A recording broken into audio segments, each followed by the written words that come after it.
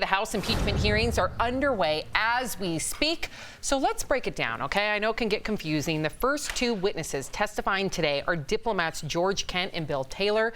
So let's take a live look right now at the hearings. There we are, dipping in. The government to give opinions to help form the policies of the U.S. government. It's unusual to have a person put input into the channel that goes contrary to U.S. policy. Thank you. I yield back. Now, earlier this morning, the House Intelligence Chairman Adam Schiff laid out the allegations against President Trump. The questions presented by this impeachment inquiry are whether President Trump sought to exploit that ally's vulnerability and invite Ukraine's interference in our elections, whether President Trump sought to condition official acts, such as a White House meeting or U.S. military assistance, on Ukraine's willingness to assist with two political investigations that would help his re-election campaign. And if President Trump did either, whether such an abuse of his power is compatible with the office of the presidency. The matter is as simple and as terrible as that. Wow. Well, the ranking Republican on the Intelligence Committee, Devin Nunes, also delivered an opening statement. Here is what he said. By undermining the president, who they are supposed to be serving, the elements of the FBI, the Department of Justice, and now the State Department have lost the confidence of millions of Americans who believe that their vote should count for something. It will take years, if not decades, to restore faith in these institutions.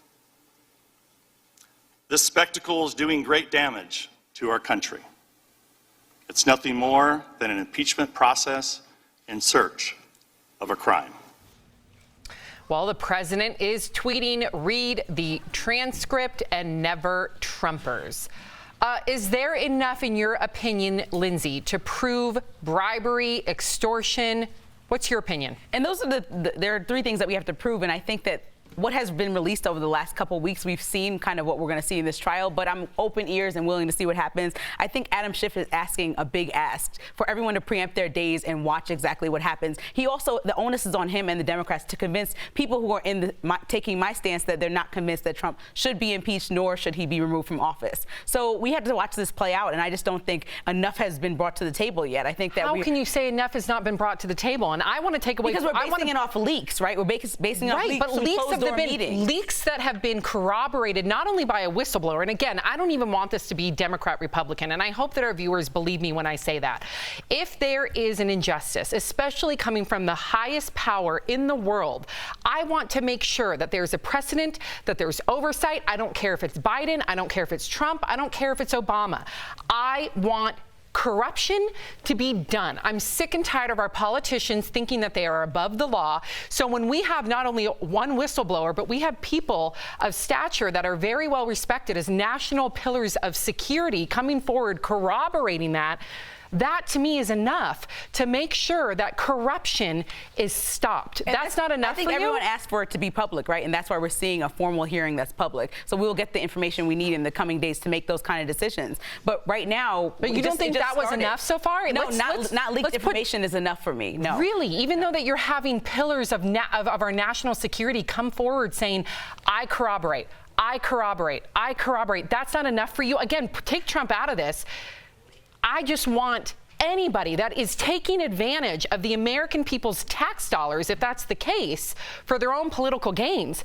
I want that person out. I don't care who. And when we talk about tax dollars, this whole impeachment spectacle is going to cost us about $2 million, maybe upwards. That's what Bill Clinton But it's worth it if it's oversight, and that's where I disagree right now, because if it goes to Senate and is dead on arrival, this was a complete waste of time. I think I have a real problem with that. And if Trump's not in office, what was all this for? I have a real problem with, then you're telling, in my opinion, you're telling anybody that questions when they see a wrongdoing, something that could be illegal, unconstitutional, even trickling down into our very own studio, into 9-to-5 offices, if you're having someone going, that's not kosher, that's not lawful, you're saying that's not enough to look into? I think we deserve to all look into it. I think the country's divided on where we go after we look into it. That's all I'm saying, is we're 50-50 split. So to take your side, Sam, we're kind of just be in the middle here. even if they find him guilty or not guilty, are you okay with that? Yes. Do you think America's going to be okay with that? Because they sure are not. I don't. I don't know. I hope that there's enough. I hope there's enough political unbias, which I don't know can ever happen. There won't happen. Where people can look at the evidence, and I know we didn't get that with Mueller, depending on which side of the aisle you're on, and really start calling out our politicians, Republicans, Democrats, Independents. I'm sick of the corruption. Me too. And unfortunately, it's going to come down to Democrat and Republicans, because even if he gets impeached, let's say all these are true and Lindsey buys in, he's never going to be removed from office because of Democrats and Republicans. Do you agree with that, Al? Oh, I completely agree. We got to move, but this has been one of the best conversations I've ever seen on this panel. So I do want to say that before I close this, but I'll say I think at this point it's never going to be, we're not going to agree on anything. I think if we were like, every American gets a free steak on Friday, half people like, I'm vegan, I don't want, okay, so we're never going to agree. We can't base our policy on if everybody's going to agree. We couldn't get everybody in this room to agree. What we do need to do is preserve our republic. We need to understand and grasp the concept that there is going to be a day where this president is not in the White House anymore. And do we want to look back on our history and be like, we insulted a Purple Heart veteran. Yeah. We insulted John McCain. We insulted people that work in the FBI, in the CIA, we undermined their authority because we were so pro-Republican or pro-Democrat. Do you want to say that to yourself as you're brushing your teeth in the mirror? Because you can't have it both ways. So just remember, this story will fade away. Party loyalty has to go. It's how you acted. It's got to go. Yes, it needs to be respect on both sides. Both sides. Yep.